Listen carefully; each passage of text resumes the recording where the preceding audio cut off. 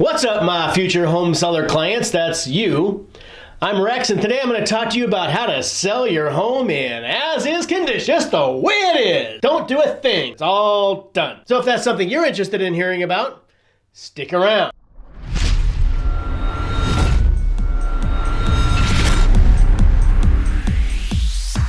Well, in California, all homes are sold in as-is condition. It says it right in the purchase contract. So, ta-da, there you go, end of video. See you guys later. Wait. You know, the language actually is a little sticky in the purchase contract because it says it's sold in as-is condition, subject to a whole bunch of stuff. The home inspection, the termite inspection, the natural hazard disclosure, the seller disclosures, the title report, the blah, blah, blah, the blah, blah, blah, the blah, blah, blah. So, you know, buyers have the right to do any and all inspections they feel necessary to satisfy themselves as to the overall condition of the property. Something we say a lot in real estate, because buyers have the right to satisfy themselves to the overall condition of everything in that house. And that goes from the plumbing and electrical and the heating and the air conditioning and the roof and the floor and the foundation and the blah, blah, everything, all. You know, so they can go through anything, and even the neighborhood, and, you know, they're looking for if there's a munitions storage facility nearby or an industrial wasteland or something else. They look at all that stuff, and then they decide if they want to buy the home. So selling your home in as-is condition really means as they can see it as it is, as they walk through in 3 minutes and go, oh, I love it, let's buy the house, I gotta have it, honey, let's get this house right now. And they run out the door and they make an offer, and then they give you an offer, and you're excited because you've got an offer, and the agent's excited because, you know, they want to get paid, of course, and you know how they are. I can't say that. And they're excited, and you're excited, and everyone's excited, and the agent's excited, and so then you accept the offer, and then you go to escrow, and it's all over. Now the house is locked down for the buyer's amusement as they tinker with you and ask for credits and repairs, and they do this report and that report, and they look over your disclosures and mull over them for a few days and decide if they really want to buy the house or not, and think about it, and then sometimes they decide they don't want to buy the house, and then they back out, and it's like 2 weeks later, right? Or they say, well, we want to buy the house, but we want you to do all these little things, we want to give credits, and then you go back and forth with counter offers. That's another 4, 5, 6 days, whatever, and then it ends up everyone screaming and yelling at each other, and then it falls out of escrow, and you got to start all over again. So let's not do that, okay? Because that's pretty normal. That's the way most real estate is sold in California. Happens a lot. So not with me, because I would never do that. I mean, I think I've probably done it once or twice, but it's pretty rare, because I figured that out a long time ago. So let's talk about selling your home in as-is condition, subject to all that stuff up front, right? So in a normal real estate transaction, the way it happens with most real estate agents is they get the offer, and then they accept the offer, and then they start doing all these inspections and reports, and the buyer comes in and does their home inspection, and then a roof inspection, a plumbing inspection, a chimney inspection, whatever, you know. They inspect everything. And then they start asking for the credits and stuff. So what I like to do is try to give them all those reports up front, right, in the counter offer. So my counter offer is, yes, we will accept your price, subject to you accepting the termite report, which will normally the seller will repair the termite damage because that's a seller obligation normally, although that's not always the way it works. And I have some tips and tricks and sort of secrets on how we might be able to not have to pay for the termite report. I mean, we'll pay for the termite report, but not have to pay for the termite repair. Anyhow, so ask me about that when we meet, and we'll talk about it. Subject to the natural hazard disclosure. This is a normal disclosure that everybody's going to get, and you got to pay for it eventually. It's like, I don't know, $50, $90, I think it's $99. The termite report, that's something you got to do anyhow. All these things have to be done eventually, right? And some of them are going to cost you money out of your proceeds when the house sells and goes into, after it closes escrow and your money goes into the bank, it's wired to your bank account. Some of it will stay back and go to all those places like the termite company and the natural hazard company and the whatever, all those things comes out of your side eventually anyhow.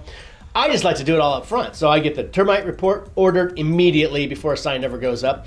I get the title report ordered immediately before a sign ever goes up. Natural hazard disclosure. There's in some cities, there's other little things you got to do for the city. In LA, they've got different regulations and codes and things you got to do.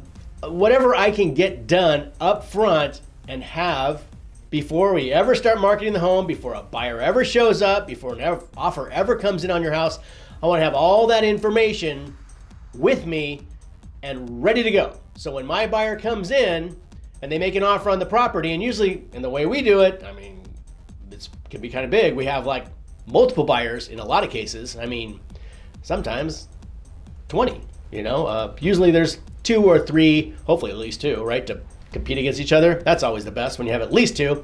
Even better when there's 3 or 4, right? So more buyers is better because they're going to compete against each other, and then they have that moment where they have to accept the property. And during that moment, they don't care. Like all that stuff that's going to be a huge problem later on if you open escrow and then they start doing it.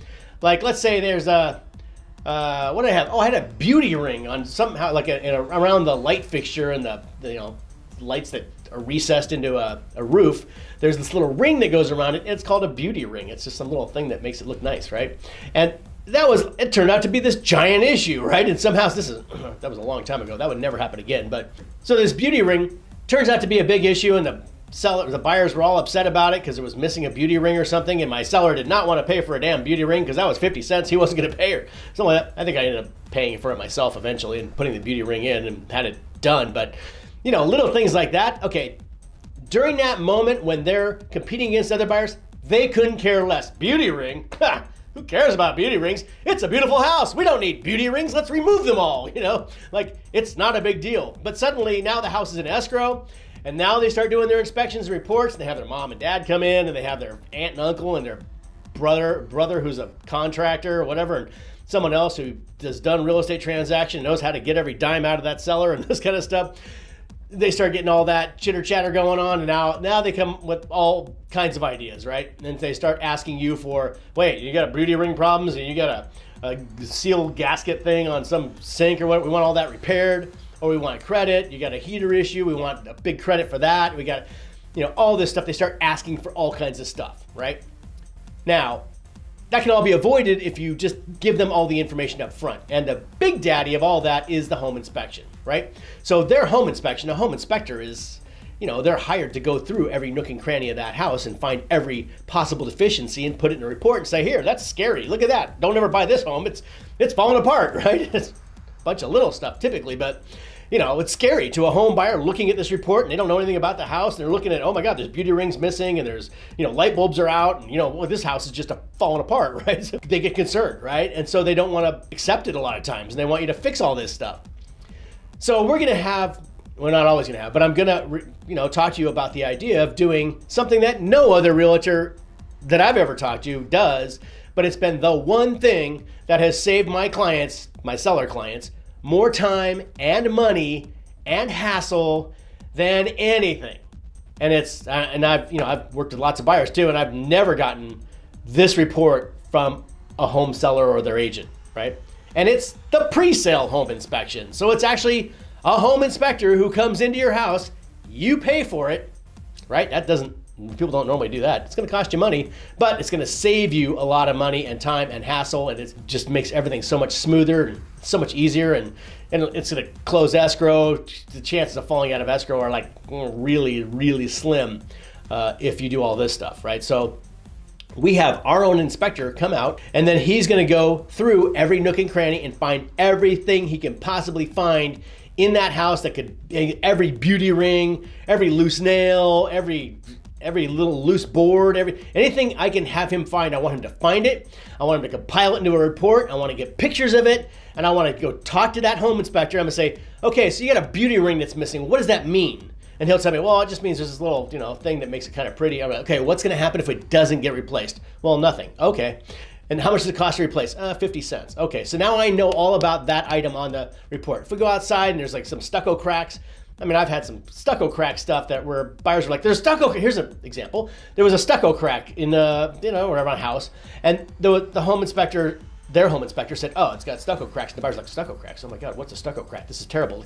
Is the house going to fall apart? And the inspector was, it's pretty bad, stucco cracks are bad. And there was a meeting we all had to bring the buyers and the home inspector and me and their agent, and we looked at all these items on the list. And I go, okay, so this stucco crack thing, what does that mean? And he goes, well, it's just got cracks in the stucco because of, earth movement or whatever, and just time and wear and tear and weather, and it's got some cracks. And I go, oh, okay, so what's going to happen if that's not repaired? He goes, well, nothing really. I mean, it's just gonna, maybe continue cracking or something like that. I go, so what's the recommended repair for that? And he said, just patch it and paint it. And I look at the buyer, I go, so is that an issue? Is it? And they're like, no, it's fine. It's not a big problem. I think it's fine. All right. So what's the next item on the list, right? And so we go down the list, and there was another one where we had this house with a attic, and it had some debris in it from the old roof. Some of the roofers kicked some of the material down into the attic and left it there. And so this came up on the home inspection, and nobody saw it, and it just showed up on the home inspection. Everyone's freaking out about it. Oh my gosh, you got the roof, the attic is full of roof debris. It's okay, and the picture looked terrible. It looked like it's just piles of this stuff. It was horrible. And then, so I'm gonna go up in this attic and see what the hell's going on, right? What the heck's going on? And I go up in that attic, and I'm like, okay, there's like nothing here. There's a little bit of roof. So I took a few pictures and a video, and I came back down, and I said, hey guys, it's like maybe a little pile like this. There's really not hardly any roof debris in there at all. And then we just had somebody remove it, and it took, I don't know, 20 minutes to remove it and put it in a little trash bag, and it was gone. And that's the other thing is, anytime something comes up on that list, someone needs to know about it, needs to go look at it. Like, I go under houses. I go up in attics. I go wherever I need to go in order to figure out what's going on. I bring video cameras with me because people freak out about pictures because pictures look terrible. But if you look at it in person and you talk to the guy and figure out what's going on, it's really not that big of an issue. So if our home inspector has that report already done, right, before their home inspector comes up, we know what every item on that list is going to be. Hopefully you're dealing with human beings. And so you have one inspector who misses something, our inspector does sometimes, and then their inspector might find something, and then you got to just work on those issues individually. But the idea is that you have this home inspection already done, and it's not so you can fix everything in the house. I mean, the idea is to not fix anything, right? We want to sell it as is, and just the way it is, but we're going to give them all that information that tells them exactly what this house is or is not, right? Or could be, I don't know. But anyhow, so we definitely want to, during the negotiations for them to purchase the property, part of that negotiations includes the home inspection and the termite inspection, the natural hazard and everything else, all those things. Then they sign off on all of them, right? So that's how to sell a home in as-is condition. You just basically get the buyer to sign off on all this stuff and have it all up front, and don't wait until home is in escrow and then start doing all this stuff. Just get it all done up front. It's got to be done anyhow, so better to figure it out way early and then take care of it, right? Saves weeks and weeks and lost time and money and everything else.